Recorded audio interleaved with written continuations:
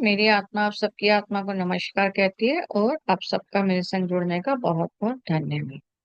अब हमारा अगला है 16 से लेके 20 श्लोक, और 20 श्लोक के बाद कंप्लीट हो जाएगा ये चैप्टर। तो ये जो है आपका 16 से 20 में आपको किसका है, शरीर, आत्मा और परमात्मा का वर्णन है ना। 16वें श्लोक में आप क्या बता रहे हैं कृष्ण जी, कि दो प्रकार के जीव हैं, शर और अक्षर। शर मतलब जिनका विनाश हो जाता है, जो नाशवान है। अक्षर मतलब अविनाशी, जिनका नहीं होता। तो मतलब अक्षर कौन हो गया, आत्मा, जो जन्म जन्म तक चलती रहती है, नहीं। क्षर क्या हो गया, ये शरीर, नहीं। और ये ही दो हैं, और उसके बाद इसके अतिरिक्त एक श्रेष्ठ पुरुष है जो परमात्मा कहलाता है। वो इस अविनाशी शरीर का, आत्मा का, सभी का पालन पोषण करता है और इस पूरे ब्रह्मांड का भी करता है, राइट। और उसके बाद उन्होंने क्या बोला, वो ऊपर भी है और वो इस जगत में भी है, क्षर में भी है और अक्षर में भी है, राइट। अगले श्लोक में उन्होंने ये बोला। तो अर्जुन, जो मनुष्य इस प्रकार मुझको समझ जाता है, जो इस प्रकार के भगवान के रूप को समझ जाता है, तो वो ऑटोमेटिकली क्या होता है, मेरा भगत बन जाता है। मतलब क्या है कि उसको आत्मा के दर्शन हो जाते हैं। तो अब लॉजिकली क्या है, इन चारों श्लोकों में एक्चुअल में हमें क्या बताया है, तो हमें बताया शर और अक्षर। हमने अब समझा ही था कि ओम ध्वनि से संसार उत्पन्न हुआ। तो ओम ध्वनि में क्या है, आ उ म। तो वो क्या हो गया, मतलब लास्ट में क्या होगा, जब अगर धरती है तो उस प्रलय आएगी तो क्या हो जाएगा, तीन अक्षर ही रह जाएंगे, अ उ म। मतलब सिर्फ साउंड वापस रह जाएगा। तो वो अक्षर हमेशा रहेगा। और एक शक्ति तो है ना जो इन सबको चला रही है, जो बिग बैंग की, जिसने सूरज, धरती, आत्मा ये सब बनाए। क्योंकि अगर हम, तो वो जो शक्ति है, जो मतलब कॉस्मिक इंटेलिजेंट है, वो क्या है, वो परमात्मा है। तो शरीर, आत्मा और परमात्मा। अब हम इसको कैसे समझें, हम परमात्मा, कॉस्मिक इंटेलिजेंस या यूनिवर्स कोई तो है ना जो ये शक्ति चलाता है। परमात्मा हम कैसे समझेंगे। अभी आप देखिए, जैसे सूरज, अर्थ, और ये जो बिग बैंग थ्योरी हुई, तो अर्थ निकली, सूरज निकला, इतना कुछ निकला, अग्नि निकली, वायु निकला, जल निकला। अब जो सूरज है उसके आसपास जो 9 प्लैनेट्स है, उन सब में डिस्टेंस जो है प्लैनेट्स का, वो सब हमेशा सेम रहता है। समझने के लिए एक एग्जांपल है, जो सूरज है उसका जो डायामीटर है, डायामीटर क्या होता है, एक सर्कल के अंदर एक लाइन खींच लो, तो एक ये लाइन जो हमने सर्कल के अंदर खींच दी, वो एक डायामीटर कहलाता है। तो सूरज का जो डायामीटर है और जो सूरज और अर्थ का जो डिस्टेंस है, वो दोनों सेम है। इतनी एग्जैक्ट कैलकुलेशन सोचिए, एक डायामीटर जो सूरज का है, उतने ही डिस्टेंस दूर अर्थ सूरज से है। तो कोई इंटेलिजेंस तो है ना जो ये मेंटेन कर रही है। अब अर्थ और मून का भी ले लीजिए। मून जो है वो अर्थ के आसपास चक्कर लगाता है। अब मून का जो डायामीटर है, मतलब सेम, मून के अंदर की एक लाइन खींची मैंने जो सेंटर में, वो जो है उसका जो किलोमीटर जो भी डायामीटर का आता है, वही सेम डिस्टेंस अर्थ और मून में है। तो आप देखिए कितना एक्यूरेट कैलकुलेशन है। तो वो क्या है, वो कोई एक कॉस्मिक इंटेलिजेंस है जो ये चीज इतनी पर्टिकुलरली करा रही है। और अब हम समझ चुके हैं, यथा पिंडे तथा ब्रह्मांड है। जो ब्रह्मांड में हो रहा है वैसा ही मेरे बॉडी में चक्रास क्या है, ग्रह के हिसाब से है। तो मेरी बॉडी में भी वही है। तो वो जो शक्ति जो ये सब चला रही है, वो कौन है, परमात्मा है, राइट। तो वो तो हो गया परमात्मा। और अक्षर क्या है, जो तीन शब्द रह जाएंगे, अ उ म। आप जानते हैं, पहले लोग जो ऋषि लोग थे, उन्होंने जो संस्कृत लैंग्वेज दी, एक्चुअल में संस्कृत लैंग्वेज नहीं है, एक साइंटिफिक रिदम है, साइंटिफिक राइमिंग वर्ड्स हैं कह लीजिए। तो वो क्या है, वो जो वो लैंग्वेज दी उन्होंने, तो उसमें क्या है, जब वो आराम से शांत मौन में बैठते थे, तो उनको अ उ मा दिखा सुनाई दिया। फिर उनको इसी तरीके से और साउंड सुनाई दिए, उन सब साउंड्स को उन्होंने लिखा। और उससे हमारी एक वर्णमाला बनाई संस्कृत की, जो एक्सपेंडेबल है। मतलब अगर अगर हम लोग भी शांति से बैठे, राइट, तो हम और भी साउंड्स को सुन सकते हैं, पर हम उसको आगे और एक्सपेंड कर सकते हैं। पर हम लोग इतना शांति से कोई, हम लोग कहाँ है, हम लोग तो बहुत भाग दौड़ की दुनिया में बैठे हुए रह रहे हैं। तो इसलिए बाहरी दुनिया ये कहलाती है कि हम लोग शांति से इसको एक्सप्लोर नहीं कर रहे हैं। तो इसमें क्या है कि अगर आप संस्कृत को देखें तो संस्कृत क्या एक्सपेंडेबल लैंग्वेज है। उसमें से भी एक्सपेंडेबल रिदम राइमिंग वर्ड्स है, मतलब संस्कृत में और वर्ड्स भी ऐड हो सकते हैं। फिर उसमें से लैंग्वेजेस और उत्पन्न हुई, हिंदी हुई, है ना, बहुत सारी लैंग्वेजेस और भी बनी। वो जो भाषा है, वो भाषाएं जो बनी, वो भाषाएं क्या है, जो आपकी क्या है, लिमिटेड है। पर हिंदी क्या है, एग्जैक्टली काफी सिमिलर है संस्कृत के, क्योंकि सबसे पहले वही निकली हिंदी भाषा। अब वो जो हिंदी भाषा है, उसके जो अक्षर हैं उसमें आ उ म, ये जो साउंड्स हैं, व्यंजन जो ऊपर है, वो आपके बेसिकली, और उसके बाद फिर क ख ग, ये जो वर्णमाला है इसका एक पैटर्न है कि क के बाद ही खा आएगा, मतलब क ही खा एक्सपैंड हो रहा है, इस तरीके से है। अगर हम हिंदी वर्णमाला के ऊपर एक पूरा, मतलब कहते हैं ना, 3-4 दिन का लेक्चर बन सकता है कि आपको समझ में आए कि क के बाद ही खा क्यों है, ख के बाद ही ग क्यों है, मतलब ये साउंड आगे बढ़ रही है। तो ऐसे है, मतलब संस्कृत लैंग्वेज, तो वो 3 अक्षर जो है जो परमानेंट रहेंगे, बाकी अक्षर उनमें से निकले हैं। तो मतलब अक्षर हो गया जो हमारी आत्मा है, ठीक है।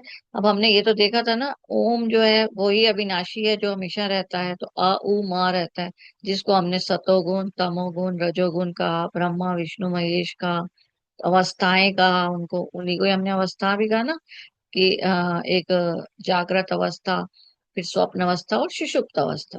तो एक्चुअल में आ उ माँ को ही हमने फिर क्या एक्सपैंड करके डिफरेंट डिफरेंट नाम दिए। और आजकल की साइंटिफिक टर्म में वही क्या है, इलेक्ट्रॉन प्रोटॉन और न्यूट्रॉन। तो वो ही 3 रह जाएगा बाद में। मतलब हम धीरे धीरे डिसॉल्व हुए, हमारी बॉडी डिसॉल्व हुई, हमारी हड्डियां डिसॉल्व हुई, हमारी ये सब जब डिसॉल्व होगा, तो एक फिर भी एक एटम रह जाएगा, एटम अणु रह जाएगा, है ना, जिसमें इलेक्ट्रॉन न्यूट्रॉन प्रोटॉन है, जिसको हम आत्मा कहते हैं। तो शर और अक्षर, इन ये जो है, अक्षर क्या है, अक्षर, शर का मतलब होता है जिसका विनाश हो सके, तो इसलिए धरती क्या है, वो भी इसी में से निकली है, सूरज भी इसी में से निकला है, तो उनका क्या होता है, विनाश होगा, मतलब किसी ना किसी दिन सूरज कोलैप्स हो जाएगा, धरती का प्रलय हो जाएगा। तो जो इनमें से निकला है वो सब शर है, राइट। फिर अक्षर क्या है, जिसका नहीं हो सकता, वो क्या हो गई, आत्मा, जो जीवात्मा हो गई हम लोग। और दूसरा क्या, परमात्मा, जिसने ये कॉस्मिक इंटेलिजेंस से ये सब बनाया। तो पहले क्या होता था, लोग क्या थे, बाहरी दुनिया जिंदगी जीते थे, वो बाहरी दुनिया चलती थी, पर कुछ टाइम इस एनवायरनमेंट को एक्सप्लोर करते थे। तो ऋषि लोग एक्चुअल में एक किस्म के साइंटिस्ट थे, वो इस एनवायरनमेंट को एक्सप्लोर करते थे। और जब वो एक्सप्लोर करते थे तब अ, हमको ये सारा ज्ञान हुआ जो हमारे वेद बने, राइट। तो वहां से हमारे को ये सब पता चला।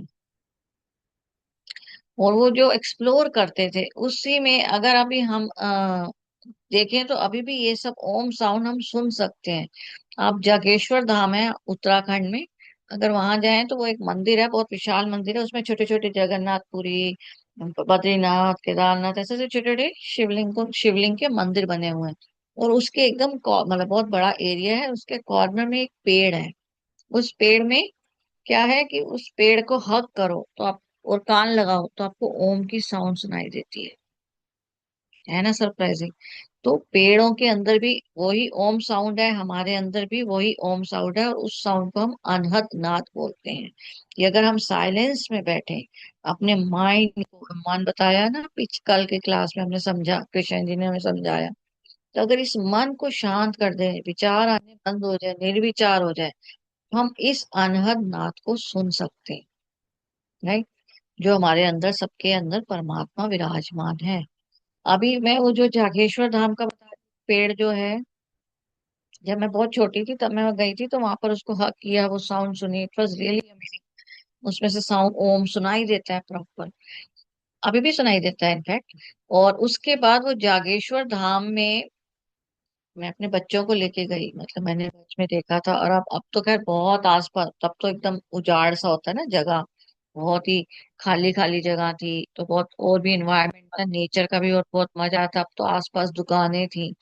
तो मैंने बेटे को बोला, अब मानेंगे उस पेड़ के ऊपर ही उन्होंने स्पीकर लगाया हुआ मंदिर वालों ने, और वहां पर बम बोले, इस टाइप के गाने गाने, ओम नमः शिवाय ये सब चल रहा है। तो अब उसको गले लगाओ तो आपको सुनाई नहीं दे रहा, क्यों? क्योंकि लाउड स्पीकर का आवाज इतना तेज था। उसको बोला जाता है बाहरी दुनिया। तो अभी भी ये बात फेमस है वहां, पर अब कोई सुन नहीं पाता। लोग हक करते हैं और फिर उसके आगे सेल्फियां ले लेते हैं कि इस पेड़ में तो सुनाई देता है, चलो मेरी इस पेड़ के आगे ले लो। तो स्टाइल्स ले लेके हम लोग उस पेड़ के आगे फोटोज ले लेते हैं, और उसके बाद उस पेड़ में आवाज नहीं सुनते, और फिर क्या बोलेंगे कि आवाज तो सुनाई नहीं देती, पर तो आवाज सुनाई नहीं देती है। तो फिर मेरे बेटे और इन सबको लगा कि ये तो आवाज तो नहीं आती है, क्यों? क्योंकि इतना बड़ा लाउड स्पीकर चल रहा था, उसी पेड़ पे ही लगाया हुआ था, सबसे बड़ी बात। तो मैंने बोला कि ओके, फिर मैं उनको सुबह 3 बजे लेके गई। मतलब 3 बजे उठी, और चार चार के करीब होगा, 4:30 बजे लाउड स्पीकर स्टार्ट हो गया था। 4 बजे मैं अपने बच्चों को लेके गई उस मंदिर दोबारा। वहां पर उन्होंने हक किया और सुना उन्होंने। मतलब अभी भी आप जाएंगे तो आपको अर्ली मॉर्निंग उठना पड़ेगा, ताकि उस समय क्या होता है ना, शांति हो बाहरी दुनिया में, तो आप अंदर आवाज सुन सकेंगे ना। तब आप पेड़ को हक करेंगे तो आपको ओम ओम। और आप मानेंगे, जब मैं छोटी थी तब उस पेड़ के साथ ऐसा लगता था वो टॉक कर रहा है हमारे साथ। आजकल होती नहीं लगती है, क्योंकि इतना हलचल है, इतनी दुनिया आ रही है जा रही है, लाउड स्पीकर चल रहा है, तो वो पेड़ एक पेड़ की तरह, बस ठीक है हाँ चलो। और उस पेड़ में एक छोटा सा होल है, इस तरह उसके ऐसे करके उस पे ऐसे रख दो मुंह, और कहते हैं जो बोलो वो पूरा हो जाता है। मैंने तो कभी ट्राई नहीं किया, पर ऐसा कहा जाता है। पर उसको ऐसे रख के आप उसको पेड़ को मतलब ऐसे कर सकते हो, उसी के आगे कान भी लगाओ, हक करके ओम की आवाज आती है। तो मतलब कुछ भी नहीं रहेगा, तो क्या रह जाएगा? अक्षर। ये 3 साउंड्स मतलब ब्रह्मा विष्णु महेश रह जाएंगे। समझ गए? तो इस प्रकार से ब्रह्मा विष्णु महेश, या कह लीजिए विष्णु जो हम लोग बोलते हैं परमात्मा, मतलब जो ऊपर एक डार्क एनर्जी डार्क मैटर है। तो ये हमारा, उन्होंने बताया कि यही 3 हैं जो जिनसे बना है। और हम लोग क्यों नहीं ये सब पहचान पा रहे? क्योंकि हमारा मन विचलित है, हमारा हम मन के अनकॉन्शियस माइंड, अचेतन मन तक रीच नहीं कर पा रहे, क्योंकि हम इस बाहरी जगत में उलझे हुए हैं। राइट? और उसी को, इस अक्षर के बाद जो है वो परमात्मा है, और इस अक्षर को हम परम ब्रह्म बोल देते हैं। राइट? तो ये हमारा है परम ब्रह्म। तो अक्षर ब्रह्म है, और परमात्मा क्या है? परम ब्रह्म है, सॉरी। तो अक्षर ब्रह्म है, इसी ब्रह्म को हमें बोला जाता है कि जो अपनी नाद को सुनता है, या आत्मा की आवाज को सुनता है, या आत्मा से टॉक करता है, तो उसके बाद अपने आप ही उसके मुंह से निकल जाता है कि अहम ब्रह्मास्मि। फिर अगले 20वें श्लोक में वो क्या बोल रहा है? इस प्रकार ये शास्त्रों का अति गोपनीय रहस्य मैंने तुमको अर्जुन बताया, और इसी को सिर्फ एक बुद्धिमान समझ सकता है, जान सकता है, और मान सकता है, और समझ सकता है। जानना, मानना और समझना। नहीं? जान गए, जैसे मैंने आपको बता दिया, अब आपने जान लिया, फिर धीरे धीरे आपको मानना मतलब यकीन होने लगा। फिर उसको समझना, समझना मतलब उसमें उतरने लग जाएंगे। तो जैसे ही उतरने लग जाएंगे तो आप भी क्या हो जाएंगे? पूर्ण हो जाएंगे, अहम ब्रह्मास्मि। तो हाँ, ये चैप्टर में ये 20 श्लोक है, और इसलिए इस चैप्टर का नाम है पुरुषोत्तम। मतलब पुरुषों में उत्तम बन जाओगे। तो ये वाला जो चैप्टर है, ये इस पूरी गीता का सार कहा जाता है इस चैप्टर को। तो कुछ लोग क्या करते हैं कि रोज गीता जो पढ़ते हैं वो सिर्फ 15 चैप्टर पढ़ते हैं, कि 15 चैप्टर पढ़ लिया मतलब पूरी गीता पढ़ लिया आज के लिए। तो 15 चैप्टर, मतलब गीता में माना गया कि सबसे परम उत्तम चैप्टर है पुरुषोत्तम, और चैप्टरों में भी उत्तम। ठीक है? तो 15वां चैप्टर सबसे उत्तम चैप्टर है। और पुरुषोत्तम कौन है? जैसे राम जी हो गए, विष्णु जी के अवतार, तो वो क्या है? मर्यादा पुरुषोत्तम। तो मर्यादों में सबसे उत्तम कौन है? राम जी हैं, जिन्होंने मिसाल खड़ी करी कि अपने जो रूल्स एंड रेगुलेशन है उसको कितने अच्छे से फॉलो करते थे, विचलित नहीं होते थे। तो मर्यादा में रहना। राइट? तो उन्होंने वो मिसाल खड़ी की। और कृष्ण जी क्या थे? पूर्ण पुरुषोत्तम। पूर्ण पुरुषोत्तम मतलब हो गया जिसने हर रंग को देखा। कृष्ण जी की लाइफ को ही देखो तो हर रंग देखा ना। बचपन से जन्म कहीं लिया, पाला किसी ने, फिर लीलाएं भी की, है ना? तो पुरुषों में उत्तम पुरुष। इसीलिए वेद व्यास जी ने भी महाभारत में, तो जहां जहां कृष्ण जी ने बोला तो कृष्ण उवाच बोला, जैसे यहाँ पर अर्जुन वाच बोलते हैं। पर जहां जहां गीता में कृष्ण जी ने बोला तो क्या बोला, भगवान वाच। क्योंकि वो ऑलरेडी मानते थे कि ये वो उत्तम पुरुष है जो अनकॉन्शियस माइंड तक रीच कर गया, और दूसरों के भी अनकॉन्शियस माइंड में रीच करने की क्षमता रखता था। वो दूसरों को भी पढ़ लेता था, उनके भी जन्म देख पाता था।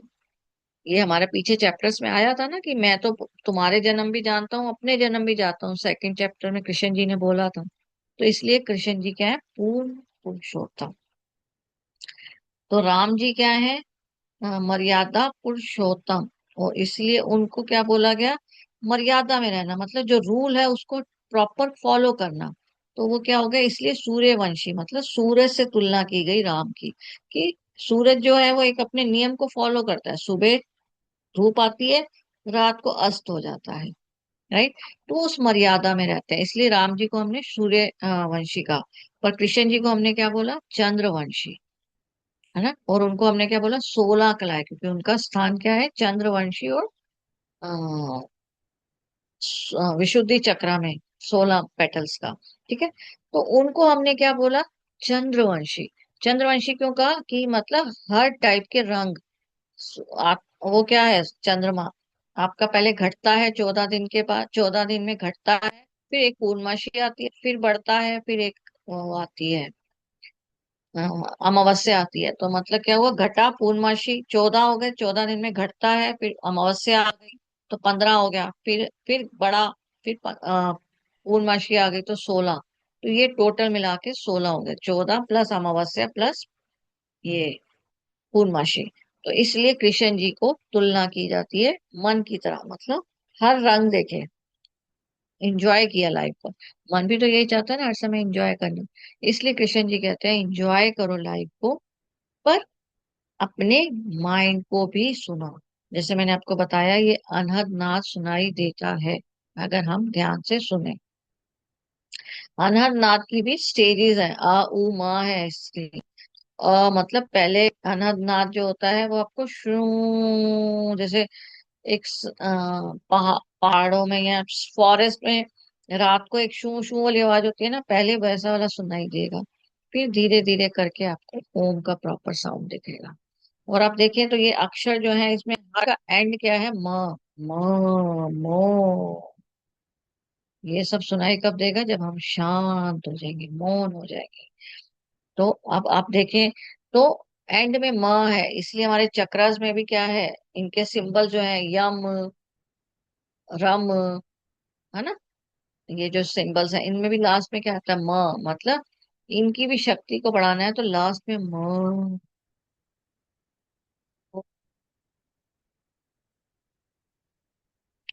तो आप म करें तो ऐसे राइमिंग हमारे, ऐसे फील होता है बॉडी में राइमिंग। तो अ जो है, अ उ म आपको फील होता है पूरा राइमिंग में। तो अ में क्या होता है, नाभि का फील होता है, उ में हृदय, म में हमारा आज्ञा चक्र। तो मतलब सर का एरिया। तो अगर आप आ उ मा भी बड़ी शांति से अगर करें ना, ओम, तो आ में नाभि से फील होता है वाइब्रेशन, फिर ऊ में हृदय की वाइब्रेशन, म में हेड की वाइब्रेशन। तो ऑटोमेटिकली मन शांत होना शुरू हो जाता है। तो ये जो चैप्टर है इसमें जो ये श्लोक है ये सारे तैत्तिरीय उपनिषद से लिए गए हैं। तो तैत्तिरीय उपनिषद एक किस्म का आपने 15वें चैप्टर में सीख लिया है। तैत्तिरीय उपनिषद मतलब पढ़ लिया आप 15वें चैप्टर को। 15वां चैप्टर सारा तैत्तिरीय उपनिषद है। तैत्तिरीय उपनिषद में ब्रह्म का यही वे बताया हुआ कि अक्षर, शर और परमात्मा, परम ब्रह्म, राइट। तो ये जो है, इसके साथ हम लास्ट में एक एक्सरसाइज में आपको बता देती हूँ। हम ध्यान व्यान तो कर ही रहे हैं, है ना, मन को शांत करने के लिए या निर्विचार होने के लिए। अगर आप चाहते हैं कि जागृत अवस्था में और संसार में रहते हुए, तो आप कभी भी एक टांग में नॉर्मल लंगड़ी नहीं करते हैं जो, उसमें खड़ा होना सीख करिए। पहले कब एक लेफ्ट पैर को सीधा रख के राइट पैर को मोड़ लिया लंगड़ी की तरह, जितनी देर खड़े हो सकते हैं। नहीं हो रहा, वापस पैर रख लीजिए। इसी तरह फिर राइट पैर को सीधा रख के लेफ्ट पैर को खड़े। आपसे बैलेंस नहीं बनता है, ध्यान दें। तो धीरे धीरे बैलेंस बनना शुरू होगा। और बैलेंस बनते बनते ही आप क्या है, एक एक घंटे, दो दो घंटे इस तरह खड़े हो। जितना आपका ये टाइम पीरियड बढ़ेगा, अभी तो सिर्फ एक दो मिनट ही खड़े हो पाएंगे, जितना जितना आपका ये बैलेंस बढ़ेगा, तो जितना आप जो ध्यान से कर रहे हो ना मन को निर्विचार करने के लिए, आपको ऑटोमेटिकली मन पे ये कंट्रोल हो जाएगा, आप निर्विचार होना शुरू हो जाएगा। मैंने बहुत सिंपल एक्सरसाइज बताई है, कभी भी करिए। मैंने अभी तक जितना भी बताई है एक्सरसाइज, सारी ऐसी बताई हैं जो आप चलते फिरते करें। जैसे चलते फिरते सांस की तरफ ध्यान दीजिए, राइट, ध्यान दीजिए। तो सांस अंदर गई, सांस बाहर आई, राइट। तो जितना जितना ये हमारे अंदर की, सी ये जो एक्सरसाइजेस बताई हैं, अब क्या ना ये बड़ी सिंपल लग रही हैं, तो सिंपल की वजह से लोग क्या करते हैं, फॉलो नहीं करते। उनको लगता है, क्योंकि हम चाहते हैं हर चीज कॉम्प्लिकेटेड वे से बताई जाए।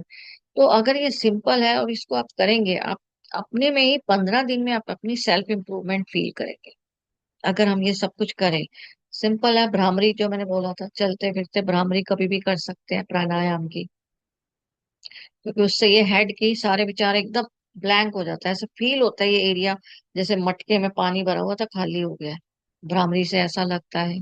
और ये जो मैंने लंगड़ी वाली अभी बता दी, और बीच बीच में भी मैंने काफी सारी छोटी छोटी एक्सरसाइजेस बताई हैं, तो आप ये सब अगर करें तो डेफिनेटली हम निर्विचार, मतलब विचार आना ग्राउंड नहीं है, पर हमारा जो है सेल्फ इम्प्रूवमेंट हम कह सकते हैं, कि हम आत्मा के साथ हमारा लिंक और बढ़ता जाता है, सॉल्यूशंस निकल आते हैं, कहते हैं ना समाधि स्टेट पे पड़ जाते हैं, तो सॉल्यूशंस निकलते हैं। तो इस प्रकार उन्होंने 15वें चैप्टर में हमको ये सारे श्लोकों से समझाया कि हम कैसे समाधि स्टेट पा सकते हैं, या कैसे आत्म साक्षात्कार कर सकते हैं। तो आज हमारे 15 चैप्टर का कंप्लीट हो गया है, कल से हम 16वां चैप्टर स्टार्ट करेंगे। बहुत बहुत धन्यवाद।